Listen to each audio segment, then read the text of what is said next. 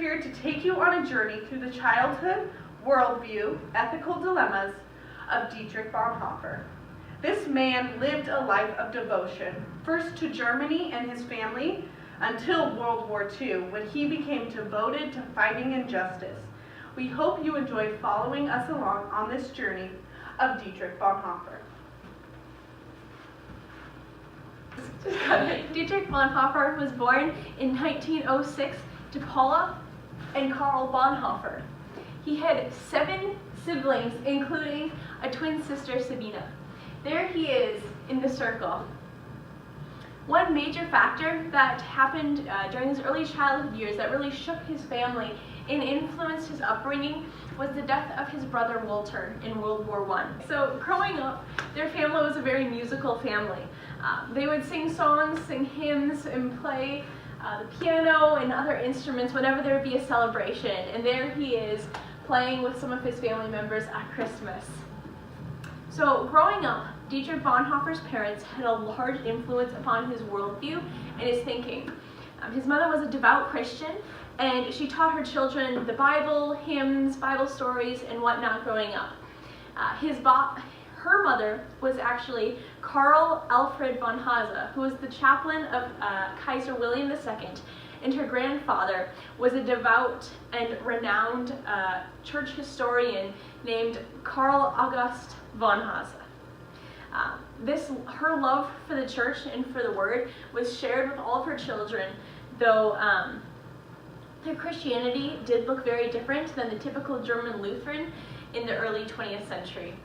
They didn't always go to a formal church, though they held their own type of services and would sing hymns and have prayer and scripture readings and whatnot.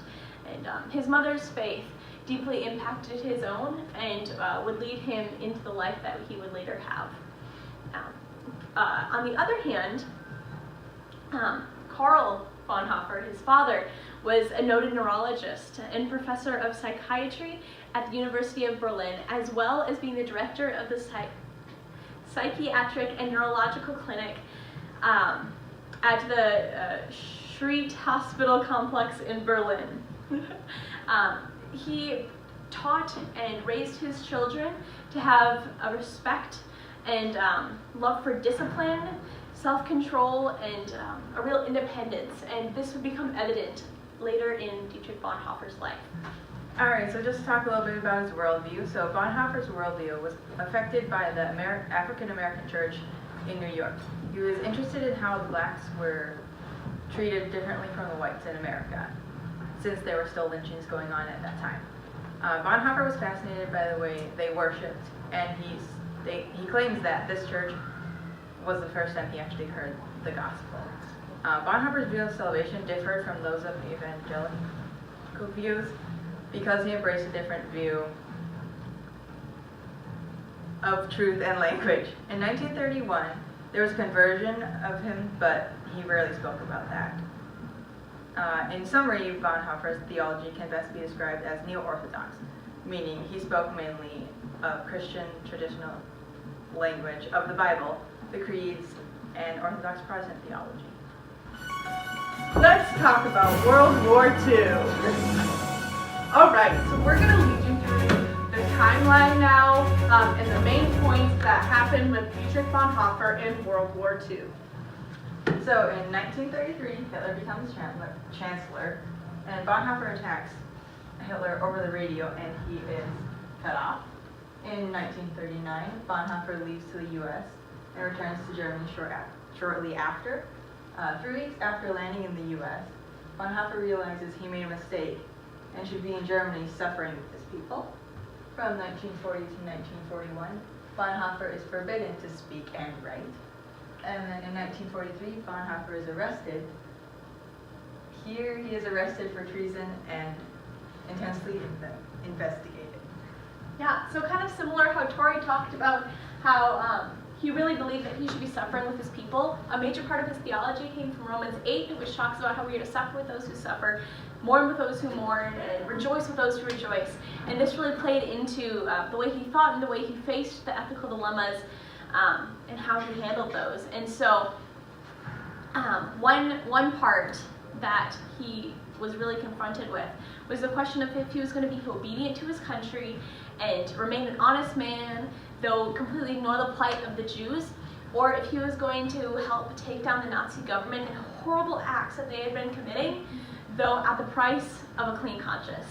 And though he would wrestle and struggle with this question, he eventually came to the conclusion that he was going to be a part of the German Secret Service as a double agent, working really with the resistance movements and helping give information to the UK and the Allies, though still living within Germany and working for their government. And he faced many internal conflicts with this, though he did pacify his conscience by asking the question, what would I rather stand before God guilty of? Would he rather stand before God guilty of letting Jews die a brutal and terrible death, or of being dishonest and working against his government? And so this answer, led him not only to being a double agent, but then also being a part of the German resistance movement that would take and help take down Hitler, though he was not necessarily directly involved. And so to more on that, although Bonhoeffer was suffering debates within himself on what to do during this time, scholars today are debating Bonhoeffer's true involvement in World War II.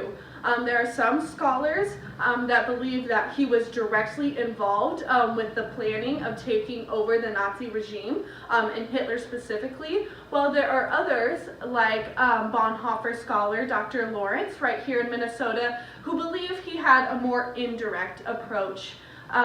So he was not so much involved in the direct plotting, but as Dr. Lawrence said, that Bonhoeffer knew the plotting of killing Hitler was happening, but he wasn't exactly planning it. He found out about the resistance through his brother, who was closely working with the German resistance.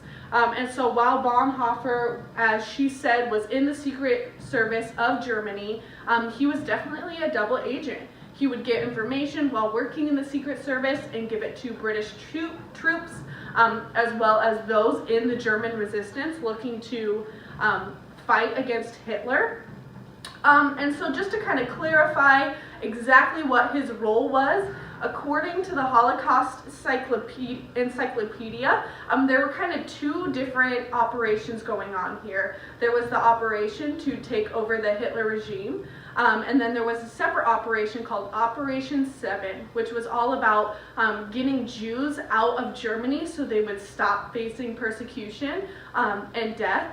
And that was the operation in which Dietrich truly had his heart in.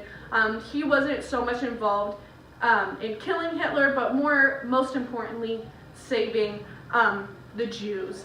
And so the question of Bonhoeffer's involvement is still debated today, and we may never truly know the answer. But in the end, he was arrested for treason and conspiracy against the German government. And as you can see in this picture right here, we have Bonhoeffer. This is a picture taken of him in 1944 at the Tegel prison where he was held for treason. And so now we're going to kind of go on to Bonhoeffer and the effects that he had on the Christian worldview.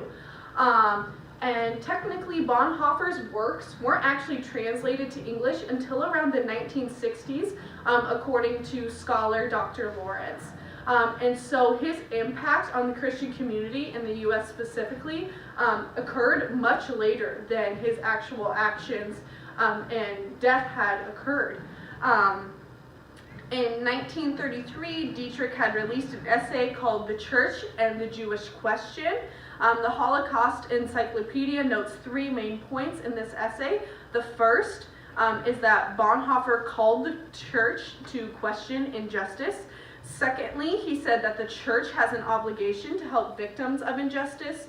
And then third, the church should be called to halt or end all injustice. And these 3 points are extremely influential on the Christian worldview, especially today where we still suffer injustices, although they may look a little bit differently. So it affected the Christian worldview by kind of encouraging us and the church to call out those injustices, to help those that have suffered from them, and to, more importantly, just stop it. Not just say that it's wrong, but to truly work to stop it. Another scholar, Veronica Erdis Kojima, put in her dissertation that she truly believed that Bonhoeffer spoke about the critical theology of the Christian worldview, that he was able to give a true identity to what the Christian church is to look like, that he talked a lot about the unification that needs to happen with religion and politics, and that he also just taught the Christian faith how to live holistically. And so although we may not know that the direct things the church teaches or the identity that the church has today is from Bonhoeffer, but if you look back at a lot of his works, they do deeply influence us today. So in conclusion, Dietrich Bonhoeffer was imprisoned, and he was actually eventually executed for treason in his work with the German resistance, as well as his part in the Secret Service as a double agent. He was actually eventually executed at the Flossenburg execution camp, where, he died along with many others who were working with him. And so, thank you so much for listening, and we hope you enjoyed this presentation.